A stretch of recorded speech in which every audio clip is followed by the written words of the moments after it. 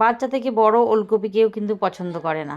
আর এই ওলকপি কিন্তু শীতকালে কিন্তু খাওয়া খুবই ভালো, কারণ ওলকপিতে প্রচুর পরিমাণে জল থাকে।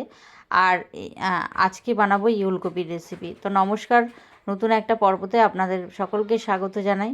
তো এর জন্য প্রথমেই আমি ওলকপি আর আলুটা কেটে নিয়েছি। কীভাবে কেটে নিলাম সেটা কিন্তু আপনাদেরকে দেখিয়ে দিলাম।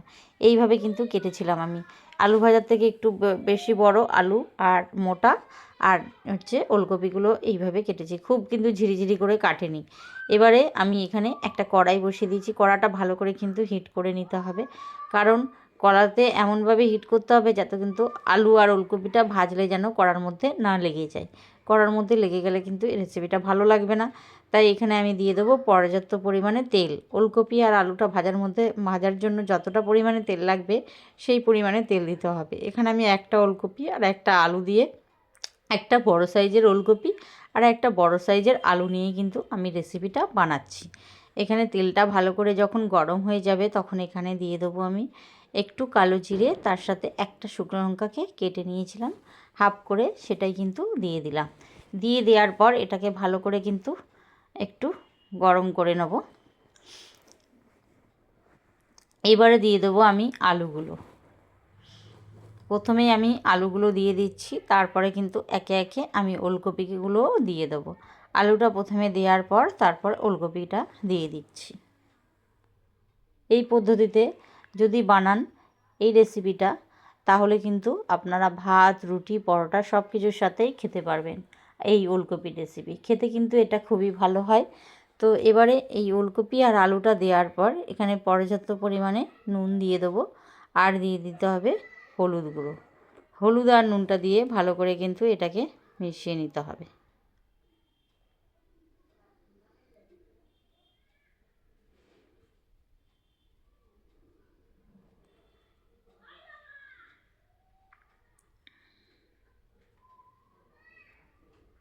ভালো করে মিশিয়ে নেওয়ার পর এটাকে কিন্তু খুন্তির সাহায্যে ভালো করে মিশিয়ে দেবো, যাতে ওলকপি আর আলুটা ভাজা হয়ে যায়। এবারে কিন্তু এখানে আমি ঢাকনা চাপা দিয়ে দেবো, আর একদম লো ফ্লেমে এটাকে কিন্তু হতে দেবো। এইভাবে 2-3 মিনিট হলেই ঢাকনাটা আবারও খুলে দিয়ে আবারও নাড়াচাড়া করে দেবো। এইভাবে 2-3 বার ঢাকনা চাপা দিয়ে এইভাবে 2-3 মিনিট ঢাকা দেবো, আর খুলে দিয়ে আর এইভাবে নাড়াচাড়া করব যতক্ষণ না ওলকপিটা ভালো আর আলুটা ভালো করে কুক হয়ে যায়। সেইভাবে এটাকে কিন্তু ঢাকনা চাপা দেবো আর খুলবো আর নাড়বো। আর এটা কোনো রকম জল কিন্তু দেওয়া যাবে না এই ওলকপি আর আলুতে। সেদ্ধটা কিন্তু এই ঢাকনা চাপা দিয়েই করতে হবে। তাই বারবার এটাকে ঢাকনা চাপা দেবো আর খুলে দেবো।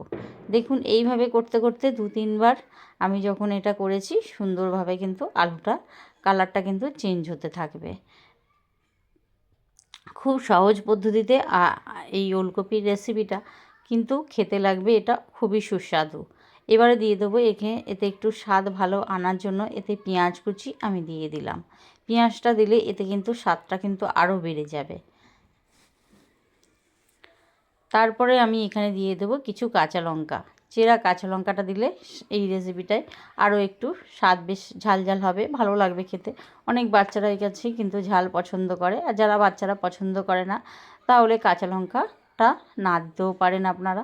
এবার খুন্তির সাহায্যে আমি দেখে নেব ওলকপি আর আলুটা সেদ্ধ হয়েছে নাকি। আমি দেখতে পাচ্ছি এখানে ওলকপি আলুটা আর একটু কুক হবে, তাই আবারও একটু নাড়াচাড়া করব।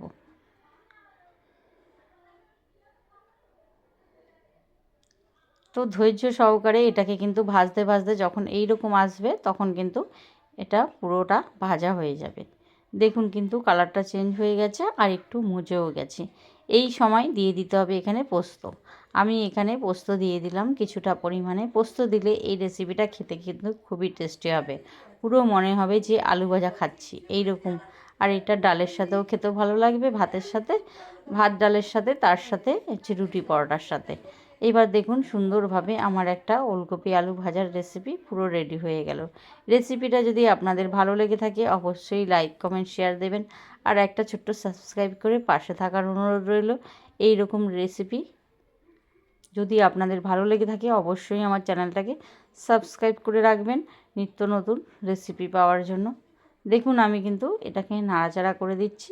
এবার একটু পরিবেশন করে দেখিয়ে দেবো আপনাদেরকে যে রেসিপিটা কত ভালো লাগলো। রেসিপিটা যদি আপনাদের ভালো লাগে অবশ্যই একটা কমেন্টে জানাবেন। আপনাদের সুন্দর কমেন্ট কিন্তু অপেক্ষায় আমি থাকি। আপনারা সুন্দর সুন্দর রেসিপি দেখে কমেন্ট করবেন। রেসিপি ভালো লাগলে অতি অবশ্যই আপনারা ট্রাই করবেন।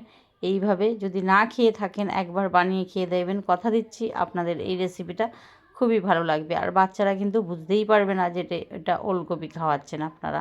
দেখুন এটা ওলকপিটা আর আলুটা কিন্তু একটু লালচে কালার হয়ে গেছে, আপনাদের দেখিয়ে দিলাম।